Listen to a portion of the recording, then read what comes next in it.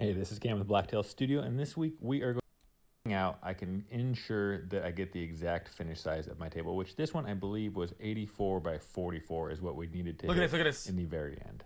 If you were good with Photoshop Next time, or Fusion 360 or one of those fancy softwares, you could probably do all this without ever having to make a template. I am not that good with computers, unfortunately, so this is what I'm left with. But if you are a maker and you're starting to get clients and you're not sure if they're going to love the layout you had in mind, make a template, FaceTime them, put your phone in a tripod, move it around, and let them decide. That way, you guys are both on the exact same page and know exactly what it's going to look like in the end. This is kind of cool. Someone who asks in these YouTube videos what my neighbors think of me making all this noise in my like driveway. Trash? No, you don't know what it's going to look like, though. It's resin filling. And my neighbors love me, so don't even worry about me. I pay them in woodworking. They're always coming over to use my planer or my table saw, cutting something down to size for them because I have the tools that make it about a 10-second job instead of a half-a-day job. So before you ask, they love me. Don't even worry about it, at least for now, until one of them moves out. But I am fortunate enough to have great... The reason why I'm sending it down, okay, is that whenever he puts the resin, it can't get stuck and make bubbles. So make sure that he's got as much even space as possible so that there's no fucking bubbles that go in between surfaces. And dust that I make every couple weeks. Then it'll look very trashy. That's why this is actually tough art. All the rot, anything other than just good hard walnut, I'm getting rid of. And I really prefer the angle grinder and the wire wheel, but all those other tools in there I use to get into some of the tighter spaces. So just making sure that the epoxy has a really good hard surface to bond to. After I get all the bark and softwood removed, I need to go back and I need to seal everything with a faster drying epoxy. And you can use your deep pour epoxy for this, but it'll just take a couple days to cure. So I use one that cures in about 10 or 12 hours. And just brush it on, and this is going to prevent any staining. I love the black epoxy. If you watch my videos regularly, you know that I almost always use black. And this is going to really prevent any. No, I wasn't wrong. You'll see. He sends it more later, I'm pretty sure. Here, this is shellac, and this is in case anything drips or spills on top of the wood. Again, will prevent that. Because I watch these all the time. Dye in the epoxy from staining the actual wood. You always want to scuff up the layers between epoxy pores if they are totally cured like this one is. So go back with a wire wheel. There's a porter cable restorer and a nylon wheel. Anything you can, even sandpaper or Scotch-Brite pad, just give a good scuff to that glossy layer to ensure you get a really good bond between that and your deep pour resin. A couple weeks ago, I actually made an entire video dedicated to just making a leak-proof epoxy table mold, so I will include a link to that in the video description below. Also, maybe a month or two ago, I did an entire video on how to calculate exact... Well, art goes both ways. You can make art, take a piece of wood and do woodworking, but art is also making a cool layout and 3D printing it or making it produce through a machine. So that way you don't run out in the middle of your pour and run all of it is art. So all people that try to limit art to certain like craftsmanship or whatever, they're just gatekeeping on how to calculate exactly how much epoxy. Dumb and I did so doing a $3,000 105-liter pour. So everything is art. All that information will be in the video description. I am pretty excited to announce that after about 6 months or so of being a regular customer of the Liquid Glass Epoxy, I am now officially a brand ambassador for them. So thanks to them for supporting my page. If you are looking for a good epoxy, it's the only epoxy I've purchased for the last 6 months or so, and it will be my epoxy going forward. So thanks so much to them for allowing me to be a brand ambassador of their great product. Why do you think they're buying it now? One of the only things you can't fix is unmixed The answer is not because your art is good. It is not. From someone that says, it is not. Hey, it's been a month and my epoxy is still tacky, and that's probably because it's not thoroughly mixed. So don't be afraid to overmix it. Really, really, really make sure you scrape the sides, scrape the bottom with a stick.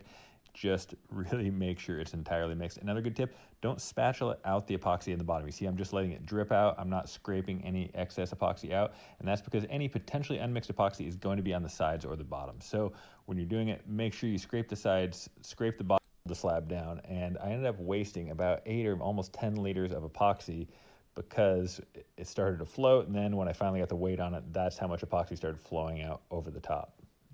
Uh-oh. This wasn't the harshest lesson I ever had to learn, but it was a good lesson on how to save some epoxy by clamping your pieces down. Now I'm going to demold it, and if you didn't watch the how to build an epoxy table mold video that I included in the video description, make sure you use mold release on these. Don't just use melamine. You can also use that tuck tape or the Tyvek tape, but make sure you have some sort of release shit on it. Otherwise, this melamine will essentially be impossible to get off. And you can see it's kind of hard to get started on the bottom piece here, but once you do get that edge in there, it goes really easy. And I just have a handful of these wooden wedges I made from 2x4s, work my way around the perimeter, and then it just pops off, and the whole bottom is actually quite smooth and slick from that mold release.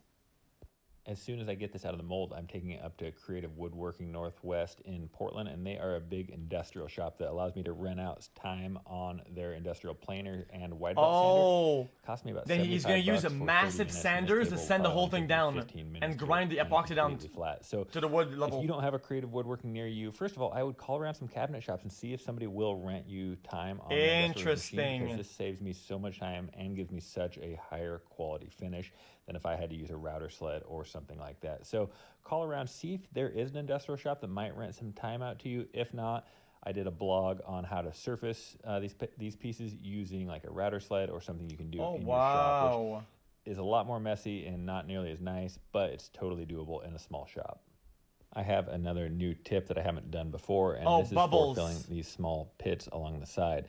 And what I have started doing is I use just a small V-groove type of gouge, and I actually make these holes larger. And it seems counter, but the small pits really are hard to fill. They're hard to get that epoxy to bond in that tiny little pit. That seems so what I've done is I start carving these grooves out slightly larger, and that ensures that it's able to take the epoxy a little bit easier than the tiny little micro pits that seem to get air trapped between the epoxy and the pit. So the little V-groove gouge works wonders for carving those out and then makes the touch-ups much better. On these wide slabs like this one, because this one did span the entire 44 inches in some places, I decided to add some Canadian Woodwork style C channels. And the ones I had today were actually ones that I made myself, but I usually do prefer to order them, and it's actually sold by Concept 13 now, who is affiliated with Canadian Woodworks.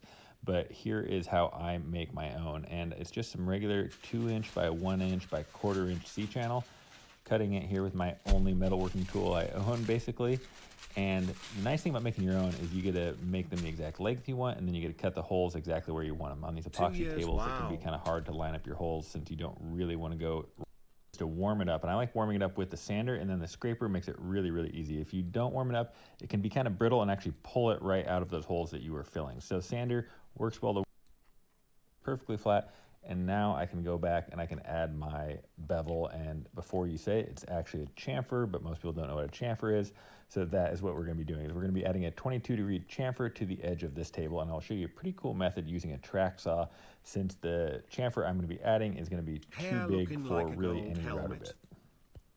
I would assume it is possible to do the same the entire way, otherwise your chamfer. So I'll show you how to make some shallow ones and then some deeper ones, and I will also do one quite like this, but ended up being pretty easy and actually worked really well. This is my Lee Nielsen low angle block plane, getting it nice and flat. Luckily I have some perfectly matching wood, so I just cut off a bunch of it.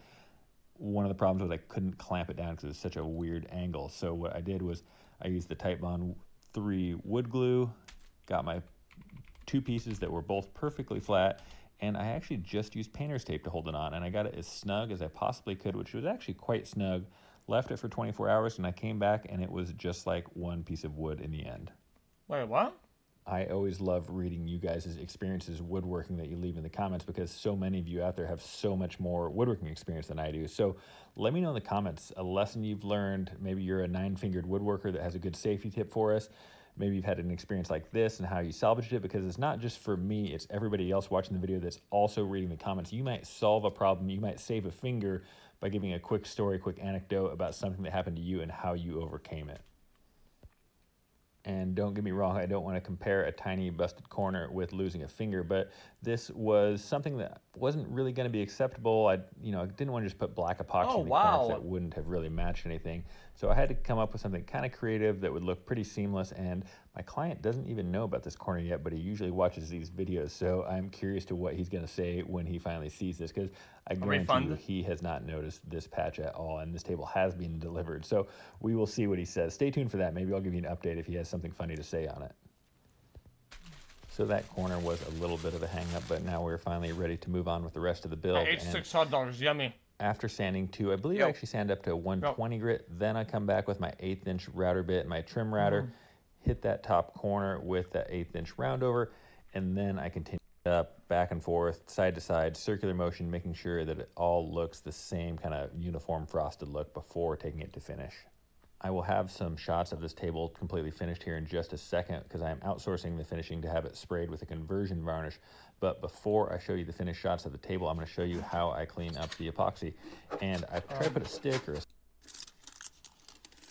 about 1 out of 3 buckets I can get in one piece like that. And the client for this table actually had his own base, so I was shipping him a top only, but I was lucky enough that I had this custom base made for a table I have coming up, so I just set it on this base for these photos, and I thought it actually looked pretty cool, which got me thinking, a lot of people like wood, a lot of people like metal, a lot of people like the natural. Yeah, I think this looks pretty bad. I kind of hate it. Metal color, a lot of people like black metal, so let me know in the comments which you prefer, and every week I like to give a little bit of credit to the people that make it all the way to the end of the video, so start your question or comment with what you prefer, wood or metal. And one reason I like to do it this way is it's going to confuse everybody else that didn't watch the whole video why people are starting to comment with wood or metal. So it'll make me laugh, maybe it'll make you chuckle, and it will let me know that you watched the entire video, and I promise I will answer all of your questions or comments first. Anyway, thanks so much for watching. Please subscribe for more videos just like this one.